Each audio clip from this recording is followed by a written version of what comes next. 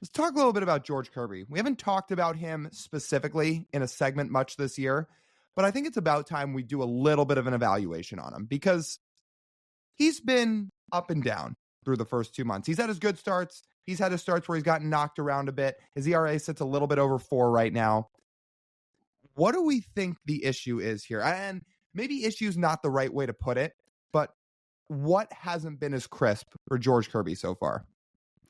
The simplistic approach is he's given up too many home runs. That's it. He has given up 7 home runs in his last 4 starts. It's hard to win doing that.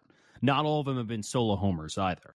So if we're talking about the most basic reason why George Kirby in 3 of his last 4 starts were not good, it's because he's given up too many long balls. You cannot win games giving up multiple home runs in a start. It is really, really difficult for George to do that. Do you want to get on a more specific level? We have not seen the step forward with George Kirby's off-speed stuff and breaking stuff as we would have expected to see this season. Now that we have 2 months worth of George Kirby starts this season, we can make a semi-decent evaluation on how his stuff has been so far. We think we have a large enough sample to evaluate his pitches, the pitch shapes, and the pitch results. And frankly, his breaking balls have sucked this year. They've sucked. I wish I could use a softer term, but no, they have like legitimately have not been good at all. He has 2nd percentile breaking ball run value on Baseball Savant, and on off speed run value, 4th percentile. And again, this is supposed to be a dude who's among the top 10 starters in baseball at his peak. So to see those numbers are flabbergasting. His slider's getting destroyed. If you want to zone in on one pitch, his slider was a really good pitch for him last year, and it worked. He threw it a decent amount, kept guys off balance with it. It's getting hit really hard this year. And if you want to get into the specifics, last year, last year, 2023, guys slugged 377 against it. He had a 6 run value. Really good pitch. Right now, guys are slugging 667 against the slider. That's high. It's legitimately getting destroyed right now. So if you want to look at one specific, and there's a few reasons, but if you want to zone in on an area of improvement for George Kirby, he's got to get that slider back because it's just, it doesn't have the same effect right now as it did last year. Split too. His split's not getting slugged as much, but they have the same run value. And that's the pitch as we look at the other 2 splitters in this rotation. Devastating difference-making pitches for both Logan Gilbert and Bryce Miller. It's been the exact opposite for George Kirby. It has not been a valuable pitch for him at all. He can't use it. It doesn't have the effectiveness as those other pitches are.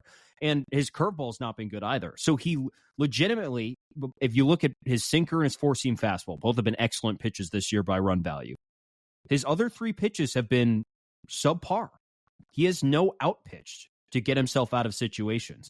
And when you go too fastball heavy, again, at times, you're going to get popped because either someone's going to hit one of your off-speed pitches that hasn't been very effective this season, hasn't generated that much swing and miss, or you're going to leave a fastball in the middle of the plate, and eventually big league hitters are going to put the barrel on it, hit it in the air, and put it over the fence. That's what happens, and we've seen that here this month. Like, the only way George this season has gotten out of situations like this with some of his off-speed pitches is when he's had like a legit 80 grade fastball. Like when he pitched against the Diamondbacks this year, that was near 80 grade fastball where he's just pumping gas past guys.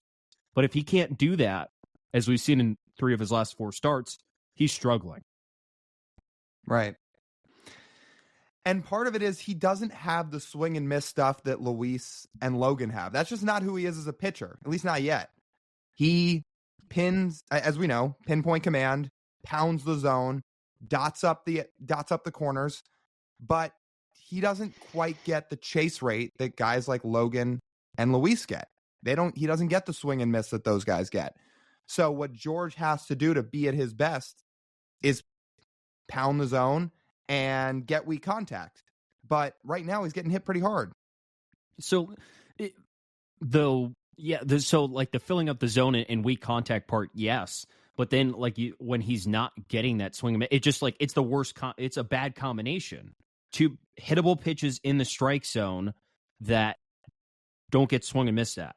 So that leads you open to more susceptible for more things. And the whiff's not even really average; it's below average for most of his off-speed pitches. He doesn't have his best strikeout pitch is his four-seam fastball this year. But outside of that, if you break, like, his split only has a 19% strikeout rate. His splitter, that's supposed to be a strikeout pitch, 19%.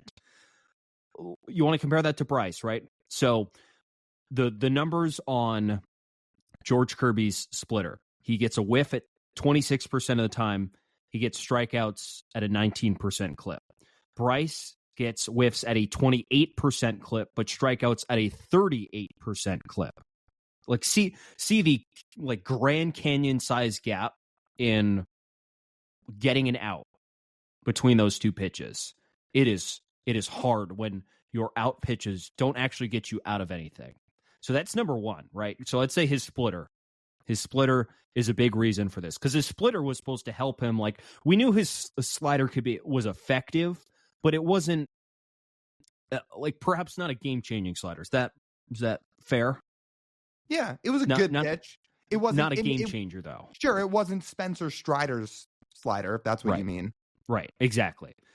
The other thing, so the splitter was supposed to be the pitch that the slider was not. The splitter was supposed to take a jump that we've seen from Logan and that we've seen from Bryce, and it has not.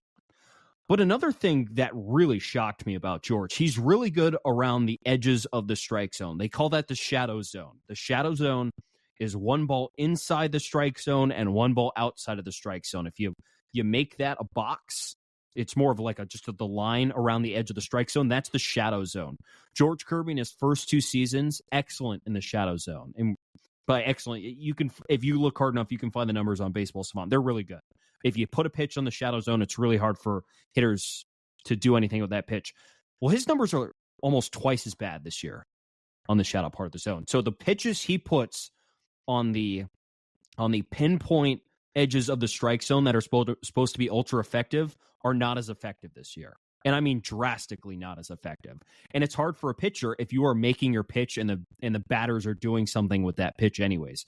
So you could chalk that up to bad luck. You could chalk it up to execution. Regardless, when George Kirby throws the pitches where he wants, he's not getting the results he wants. And that's probably because of his off-speed pitches, because hitters can sit on the pitches they know they can hit more than the other ones. Right. I mean, his barrel rate is 30% down from where it was a year ago. That's a lot. You talk about him getting hit harder. That's a pretty big drop-off, paired with that he already doesn't really get the whiffs.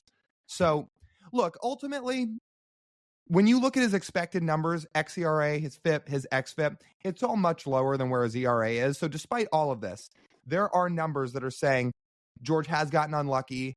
There is reason to expect he's going to progress back to where the mean is. But he isn't quite looking like the guy that we've often tabbed has the highest upside of anybody in the rotation. He still had his starts where he's been good. It just hasn't looked like a Cy Young winner, right? No, he's not looked like a Cy Young winner. And I thought we thought in year 3 he would look like that. And there's still a lot of time left in the season. You still have 4 months left. George could rip off a 1 ERA over his next 20 starts. No one will remember this at all. But as we look right now, we're thinking of like year-to-year progression. Just haven't seen a whole lot. Not in the stuff department. There are other areas. But in the actual stuff and what you and I have talked about, like what the next step for George Kirby is having a strikeout pitch when he needs it. He still doesn't. His strikeout pitch is his fastball. We were thinking something besides the fastball. One pitch besides the fastball that you can go to get a swing and a miss. And we still don't see it. Right. We can't do much more about this than speculate because we don't have the medical information, obviously, but you do wonder if part of it is the knee thing that keeps getting brought up. Yeah, could be. That would make sense. Right. We don't know. We can't do anything more than speculate, but you just wonder. Yeah. So it could be the knee. Yeah. So we'll have to see. It's in such a drastic change in the month of May after having a pretty darn good April. Mm-hmm. Time will have to tell for George Kirby, but as we know, if he was actually hurt, he would probably not be pitching. like Right. actually hurt to break down, that wouldn't happen. And the funny thing about all this is right in between all of these bad starts, he had a really awesome start that you and I were there to see against the Royals, where he was dominant as ever against a very good Royals team, by the way. So I don't know. Sometimes baseball's random, and sometimes it could just be, we sit here and speculate all this time, and it could just be the fact he gave up 7 home runs when he shouldn't have given up 7. What if he only gave up 4 home runs instead of 7, and he would instead have won all 4 of his starts? Because you take 3 home runs away, and the game looks a whole lot different. Right. Yeah, it's true. Hopefully he turns it around because the Mariners need him. They need him very, very much.